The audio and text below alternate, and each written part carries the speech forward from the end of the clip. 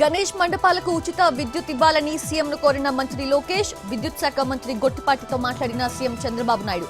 గణేష్ మండపాలకు ఉచిత విద్యుత్ ఇవ్వాలని అధికారులను ఆదేశించిన ముఖ్యమంత్రి.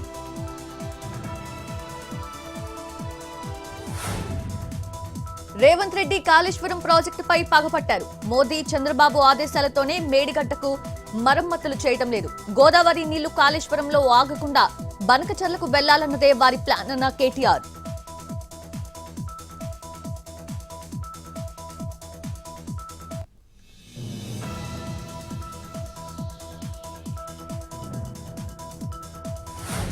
అటవీ శాఖ సిబ్బందిపై దాడి ఆరోపణలపై MLA Budda counter.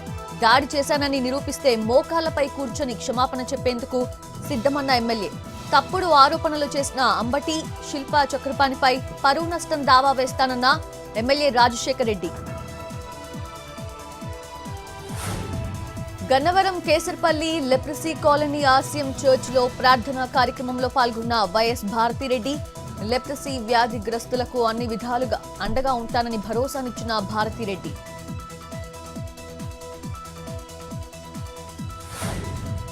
Hyderabad పురాణాపూల్లో రెచ్చిపోయిన cyber నేరగాళ్లు. పూజ కోసం అడ్వాన్స్ పంపుతామంటూ పురోహితుడి వద్ద నుంచి క్రెడిట్ కార్డు వివరాలు తీసుకున్న నేరగాళ్లు.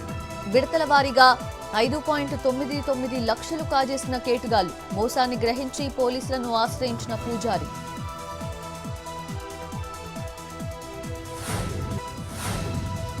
ఆదిలాబాద్ జిల్లా సుంగాపూర్ శివారు పంట చేనులో గంజాయి మొక్కలు. 95 గంజాయి మొక్కలు స్వాధీనం చేసుకున్న పోలీసులు. గంజాయి పండించిన నిందితుడిని అరెస్ట్ చేసిన పోలీసులు.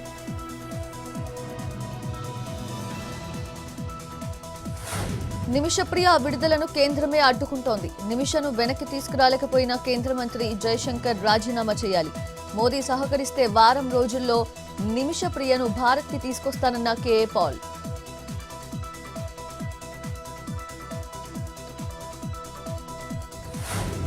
గచ్చిబౌలిలోని సర్వీస్ అపార్ట్మెంట్ లో డ్రగ్స్ తీసుకుంటున్న వారిని పట్టుకున్న eagle team. Rajahmundry deputy MRO Mandeep తో పాటు 8 మంది అరెస్టు. బెంగళూరు నుంచి డ్రగ్స్ తీసుకొచ్చి సేవిస్తున్నట్లు గుర్తించిన ఈగల్ టీం.